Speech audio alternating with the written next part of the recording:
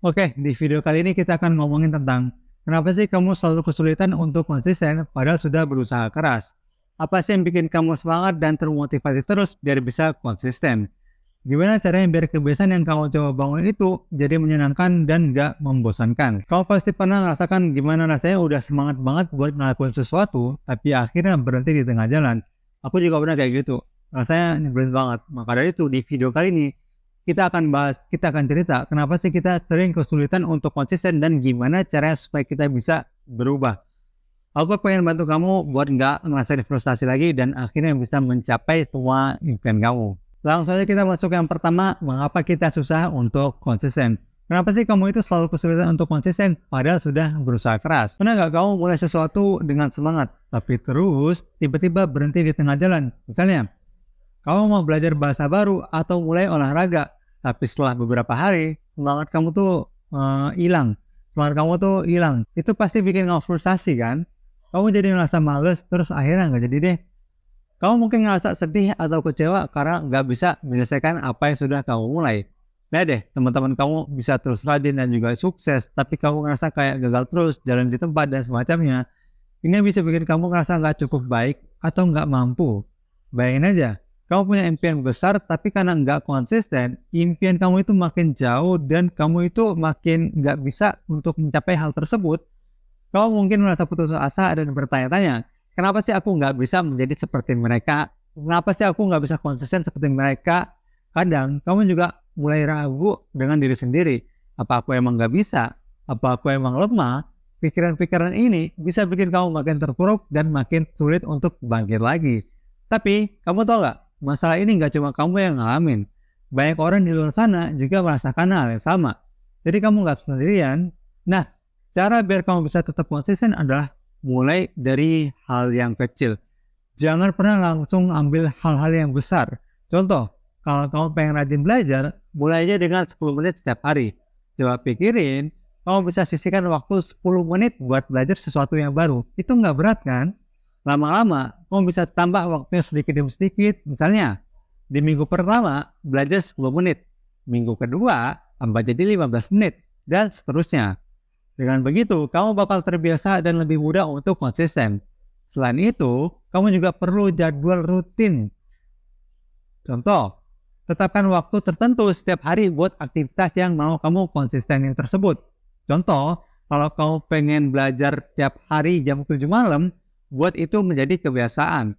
Waktu tubuh dan otakmu itu sudah terbiasa dengan rutinitas itu, lama-kelamaan kamu nggak akan ngerasa berat lagi, nggak ngerasa terbebani lagi dengan hal tersebut. Terus kasih juga reward ke diri sendiri setiap kali berhasil konsisten selama periode tertentu. Contoh, kalau kamu berhasil konsisten belajar selama seminggu penuh, pasti hadiah kecil buat diri kamu seperti nonton film, makan makanan, ataupun motivasi tambahan buat terus konsisten. Yang kedua, menemukan motivasi yang tepat. Apa sih yang bikin kamu semangat dan termotivasi terus biar konsisten? Kadang kita nggak konsisten karena kehilangan motivasi. Kamu mungkin mulai dengan semangat yang tinggi banget. Lalu motivasi kamu itu turun dengan berbagai alasan. Contoh, kalau kamu mau rajin olahraga, tapi setelah beberapa hari kamu mulai ngerasa males dan capek, atau kamu mau rajin belajar tapi kamu ngerasa bosan dengan materi pelajaran yang sulit, ini sering banget kejadian kan? Bayangin aja, kalau kamu punya tujuan yang besar, seperti jadi juara kelas, bisa lari maraton, tapi setiap kali kehilangan semangat, kamu ngerasa makin jauh dari tujuan tersebut. Rasanya kayak berlari di tempat kan, nggak maju-maju sama sekali. Semakin kamu kehilangan motivasi, semakin kamu ngerasa kecewa sama diri sendiri. Mungkin kamu mulai berpikir, apa aku nggak cukup bagus ya? Apa aku nggak bisa mencapainya ya? Ini bisa bikin kamu ngerasa sedih dan juga frustasi. Kehilangan motivasi juga bisa bikin kamu ngerasa sendirian. Kamu mungkin lihat orang lain yang selalu semangat dan bertanya-tanya, kenapa sih mereka bisa tapi aku nggak bisa? Kamu ngerasa kesulitan untuk bangkit lagi dan akhirnya menyerah sebelum mencapai tujuan kamu. Ini membuat impianmu itu semakin terasa jauh dan sulit untuk dicapai. Kamu jadi ngerasa stuck. Dan kamu nggak tahu harus gimana lagi. Nggak enak banget kan kalau kayak gini. Nah, kamu itu harus menemukan alasan yang benar-benar kuat. Why kamu itu harus kuat. Kenapa kamu mulai sesuatu. Kamu harus ingat kenapa kamu mulai sesuatu tersebut di awal kamu lakukan hal tersebut. Ini penting banget.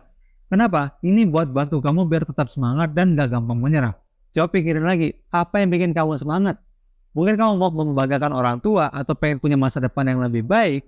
Bisa juga karena kamu pengen bukti kepada diri sendiri bahwa kamu itu bisa loh mencapai sesuatu yang besar. Tuliskan alasan-alasan itu dan taruh di tempat yang gampang kamu lihat. Contoh di sticky note, atau tempel di meja, atau ditempel di cermin. Jadi setiap kali kamu ngerasa males atau capek, kamu bisa ingat lagi tuh kenapa kamu memulai hal tersebut.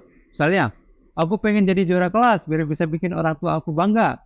Atau, aku pengen bisa lari maraton biar bisa sehat dan juga kuat. Nah, ini kan bisa jadi dorongan yang besar buat kamu setiap kali kamu ngerasa pengen menyerah aja. Selain itu, coba cari juga inspirasi dari orang-orang yang sudah berhasil mencapai apa yang kamu pengenin. Kamu bisa tonton video mereka, baca cerita mereka, atau bahkan coba berbicara dengan mereka kalau ada kesempatan. Mendengar pengalaman mereka itu bisa memberikan kamu semangat yang baru dan juga bisa membantu kamu melihat bahwa mencapai tujuan itu tuh sesuatu yang bisa dicapai, sesuatu yang mungkin. Dan jangan lupa juga beri penghargaan kepada diri kamu sendiri setiap kali kamu mencapai langkah-langkah kecil. Sebagai contoh, kalau kamu berhasil olahraga rutin selama seminggu, kamu bisa tuh kasih reward kepada diri sendiri, makan es krim atau nonton film favorit yang bisa bikin kamu senang dan juga termotivasi untuk melanjutkan usaha tersebut. Lalu yang ketiga, gimana caranya biar kebiasaan yang kamu coba bangun itu menjadi menyenangkan dan enggak membosankan. Kadang kita berhenti karena ngerasa bosan atau enggak menikmati prosesnya. Contoh, kalau kamu mau rajin olahraga, tiap kali mau mulai rasanya itu malas banget. Atau kamu mau mulai belajar tiap hari tapi baru beberapa hari aja udah bosan dan juga capek. Pasti pernah kan ngalamin hal kayak gini? Bayangin kamu harus ngelakuin sesuatu yang enggak kamu suka setiap hari. Pasti lama-lama itu akan bosan dan pengen berhenti untuk melakukan hal tersebut. Kamu mungkin ngerasa kayak dipaksa untuk melakukan hal yang gak menyenangkan. Akibatnya, kamu jadi ogah-ogahan dan akhirnya berhenti sama sekali. Kamu ngerasa kecewa karena gak bisa mencapai tujuanmu dan ngerasa kesal karena kebiasaan yang seharusnya baik malah jadi beban. Kebosanan ini bisa bikin kamu ngerasa tertekan dan juga kehilangan semangat. Kamu mulai melihat kebiasaan itu sebagai tugas yang membosankan dan gak menyenangkan. Padahal kebiasaan itu bisa jadi hal yang kamu tunggu-tunggu setiap hari. Tapi karena kamu gak menemukan cara yang menyenangkan, kamu ngerasa stuck dan akhirnya menyerah gitu aja. Nah, biar kebiasaan itu jadi menyenangkan, coba tambahin elemen-elemen bumbu-bumbu yang kamu suka. Contoh, kalau kamu olahraga, coba ajak teman atau dengar murotal atau dengar podcast kesukaan kamu sambil olahraga. Kamu bisa bikin playlist apapun itu yang bisa bikin kamu semangat dan dengerin sambil olahraga. Dengan cara ini, olahraga nggak bakal kerasa berat lagi, malah jadi waktu yang kamu tunggu-tunggu setiap hari.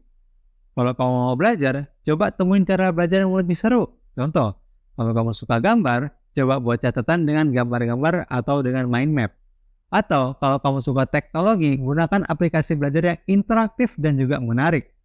Kamu bisa juga belajar sambil nonton video di YouTube yang menjelaskan materi yang dengan menggunakan cara yang seru. Dengan begitu, belajar nggak bakal membosankan lagi.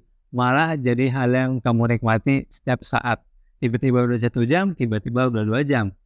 Selain itu, coba variasikan aktivitas yang kamu lakukan. Contoh, kalau kamu rajin membaca, jangan cuma baca buku pelajaran.